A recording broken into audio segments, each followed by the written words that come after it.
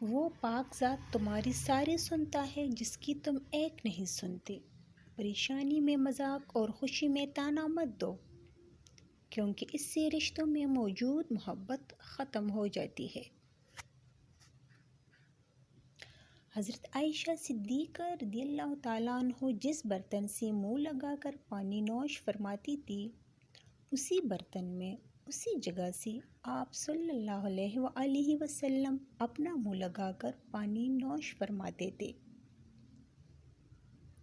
گھر میں ننگے پاؤں گھومنے سے رزق کی تنگی ہو جاتی ہے۔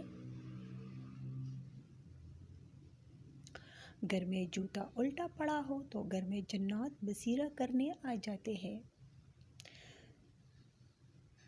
سر میں درد ہو تو الٹے پاؤں چلنا شروع کر دو، سر کا درد فوراً ختم ہو جائے گا۔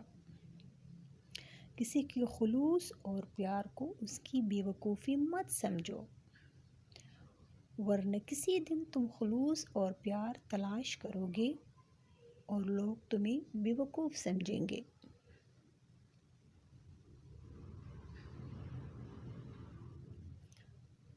اچھا انسان وہ ہے جو کسی کا دیا ہوا دکھ اور درد تو بھول جائے، مگر کسی کی دی ہوئی محبت کبھی نہ بھولے۔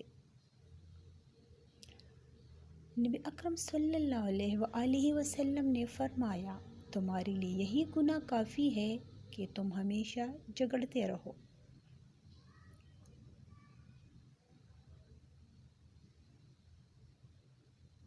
جب تم میں سے کوئی شخص جمائی لے تو اس کو اپنا ہاتھ منہ پر رکھ لینا چاہیے، کیونکہ کھلے منہ میں شیطان داخل ہو جاتا ہے۔